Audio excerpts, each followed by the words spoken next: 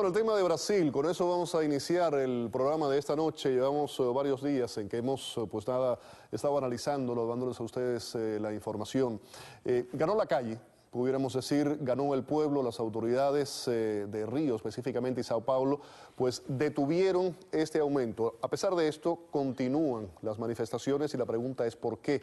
Uno de los motivos es que lo que quieren es que el transporte público sea totalmente, absolutamente gratis. Vamos a analizar la situación y tenemos en cuenta, además de Brasil, junto a Chile, posiblemente son dos de las economías más fuertes y estables de nuestra América Latina.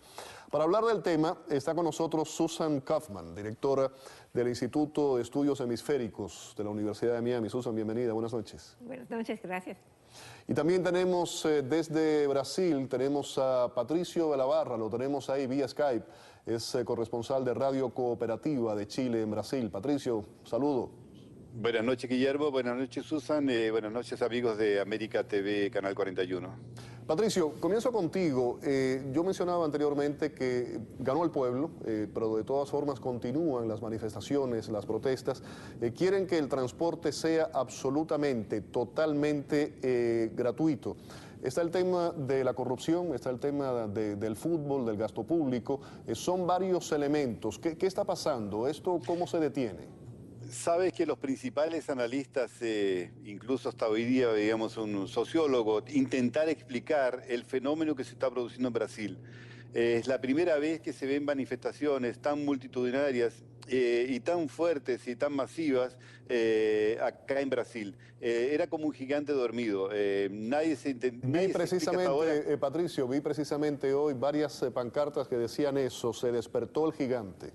Exactamente, porque todo comenzó con una protesta incluso orquestada a través de la internet, a través de las principales redes sociales. Jóvenes se reunieron y hicieron la primera protesta por el alza excesiva de los pasajes de la locomoción colectiva. Eran 20 centavos la diferencia en São Paulo. Esto luego se extendió por todo el país porque en todas las ciudades, las grandes capitales, hubo elecciones el año pasado. La mayoría de los prefectos se eligieron con un discurso muy claro: no vamos a aumentar la locomoción pública y vamos a intentar controlar la inflación y vamos a intentar evitar el pago excesivo de impuestos. Bueno, y esto no ocurrió, es decir, la gente se molestó demasiado y fue creciendo esta onda de indignación con el proceso este que se ha realizado el mensalón, donde no prácticamente han quedado impunes 8 o 9 personalidades muy próximas al gobierno de Luis Ignacio Lula da Silva, que fueron condenados, pero hasta el momento no han sido encarcelados, y uno de ellos o dos de ellos están ocupando un cargo importantísimo, son diputados, están en el Congreso Nacional. Por eso que hoy seguramente una gran cantidad de manifestantes en Brasilia intentó invadir el Congreso Nacional, intentó invadir el Palacio de Itamaraty, que es el palacio que está al lado del Palacio de Gobierno. Se registraron momentos muy tensos porque lanzaron cócteles Molotov, es decir, un desmando que no estaba en el espíritu de esta gente que está haciendo estas protestas, te diría, pacíficas. Son gente que incluso quieren el bien, quieren moralizar. Dices, Patricio, quiero ir ahora con Susan, pero dices pacíficas, ¿se están poniendo más violentas según transcurren los días? Claro, lo que pasa es lo siguiente, que un pequeño grupo se aprovecha de estas manifestaciones multitudinarias y son grupos de delincuentes comunes efectivos, delincuentes, y hay otros que intentan deturpar el movimiento y que son lógicamente pertenecientes a partidos de los trabajadores o algunos otros partidos que se han sentido un poco perjudicados o molestos porque han sido criticados duramente. Hoy incluso en la manifestación pidieron que se retiraran toda la gente del Partido de los Trabajadores y también de las centrales de trabajadores. No querían ningún tipo de vinculación con esos 12 organismos. Y tal vez haya perdido ya un poco ese carácter espontáneo, como ocurre con muchas de esas manifestaciones. No, la verdad es que al contrario, te digo, el 95% de las personas fueron ahí en forma espontánea, se bajaban de los buses y al principio me refiero, pero como decías que eso a lo mejor pues pueden irse infiltrando otra serie de personas, anarquistas y otro tipo de grupos. Lamentablemente Susan, es así, como decían, el lumpen, que siempre participa de todo este tipo de revoluciones, está ahí presente, y acá en Brasil, lógicamente, hay una gran cantidad, porque uno de los problema que se critica acá es la violencia, la onda de violencia que se registra. Tú no puedes salir a la calle tranquilo porque te asaltan, te roban. Hay una impunidad muy grande, muy fuerte. Entonces, hoy día las pancartas todas decían, estamos contra la corrupción, contra la impunidad, queremos mejor salud, mejor educación, no queremos Copa del Mundo. Se han gastado 15.000 vamos millones con de otra dólares. perspectiva, Patricio, si me permites. A ver, Sí, por favor. Susan, que tiene una perspectiva diferente. Ella estuvo recientemente en Brasil, llegó hace que 4 o 5 días. ¿Lo ve de la misma forma que estaba planteándolo Patricio? Hasta cierto punto sí, pero durante esta visita, porque ya había pasado un año desde mi última visita, algo había cambiado, que la gente estaba dándose cuenta de que ya el periodo bueno de la era de dinero fácil, la bonanza económica. Sí, ya estaba parando y que ya estaba surgiendo la inflación. Pero yo creo que lo que les molestó más fue una cierta corrupción, una falta de atención a las quejas del pueblo y el gasto de tanto dinero para estos estadios, que fue una decisión del presidente Lula durante tiempos muy diferentes.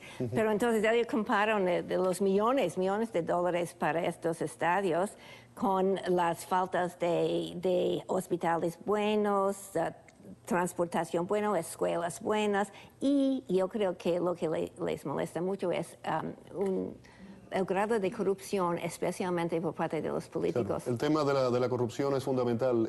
Patricio, ya estaba hablando ahora del tema de la bonanza económica. Yo decía anteriormente que Brasil y Chile posiblemente son las dos economías más fuertes y estables de América Latina, pero ese crecimiento se ha detenido. Eso lo heredó la presidenta Rousseff de gobiernos anteriores. ¿Ahora qué?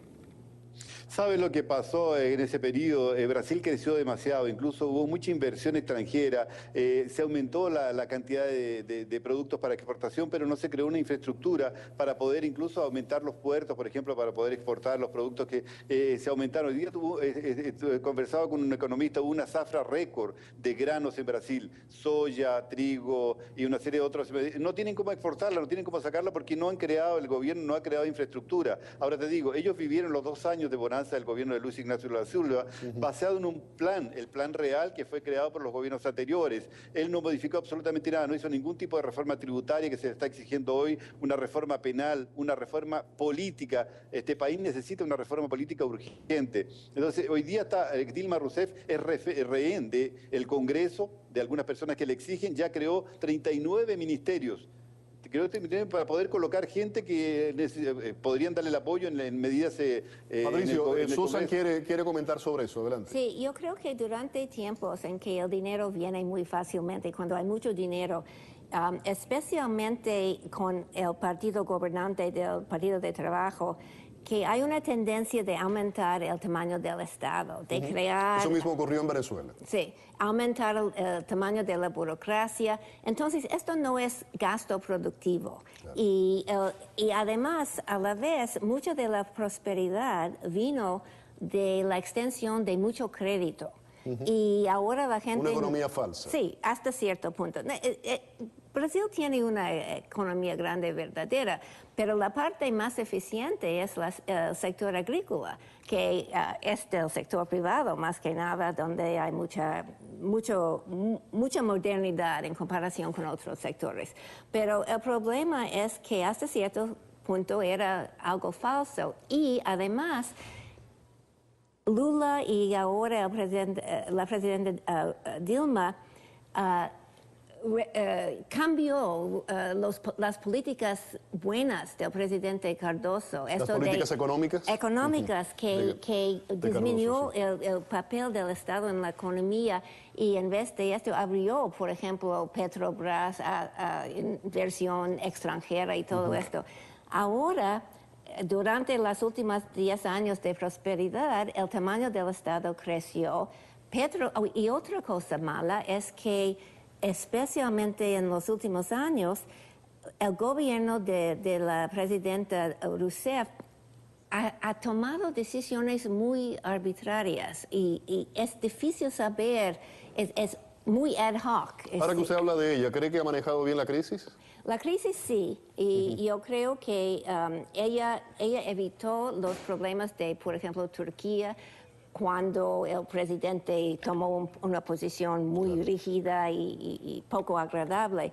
Pero de veras yo creo que el gobierno ahora tiene que enfocarse un poco más en qué hay que hacer para mejorar la economía, salir de esta cosa de una decisión aquí, una decisión aquí, y además hacer del Estado más pequeño y la economía más productiva. Patricio, 30 segundos, te pido por favor, no tengo más tiempo. Quería que me dijeras rápidamente el tema del fútbol. Hoy Pelé ha hecho unas declaraciones y Brasil es un país que vive, suda, transpira fútbol. Sí, exactamente. Mira, las declaraciones cayeron muy mal porque dijo que no se preocuparan de las protestas, de protestar, y sí que se preocuparan más de apoyar a la selección en los campos de fútbol. Eso cayó muy mal. Por otro lado, Neymar, que es un jugador hoy día que está en evidencia, que es uno de los mejores jugadores, se solidarizó con las propuestas. Dijo que necesitábamos un país más justo, que necesitábamos que el gobierno le diera respuesta a todas esas exigencias que está haciendo la población brasileña. Y como decía Susan, en un asunto muy importante, Dilma Rousseff le ha faltado un poco de brazo para manejar justamente el área económica. Se ha dejado llevar justamente por causas casuales y no le ha dado un corte, no ha promovido una reforma tributaria, por ejemplo, importante, profunda, y una serie de cosas que han quedado en el papel. Dilma ha tenido dificultades muy serias para tratar con los políticos, para tratar, le ha dado todo lo que ellos han pedido, le han solicitado, y ha tenido dificultades para tratar justamente esta manifestación popular. Claro, es que con el tema de la economía, además también influye, como yo decía anteriormente, parte de esa bonanza económica fue heredada, como decía anteriormente Susan, no solamente ni siquiera de Lula, sino de la época de Cardoso, y ese dinero viene muy fácil, ¿no? Te agradezco, Patricio, muchísimo el que hayas estado con nosotros. Te envío un saludo en la distancia y que se repita próximamente. Patricio de la Barra, corresponsal de Radio Cooperativa de Chile en Brasil, y aquí en el estudio con nosotros Susan Kaufman, directora del Instituto de Estudios Hemisféricos de la Universidad de Miami, analizando ese tema de Brasil, que parece que pique y se extiende. Muchísimas gracias. A usted. Vamos a la pausa. Al regreso, descubren un plan supremacista, eso en Nueva York, para fabricar un arma de rayos nucleares. Y más adelante, Cuba condena 9 años de prisión a un conocido empresario canadiense. Volvemos con la información. Turntables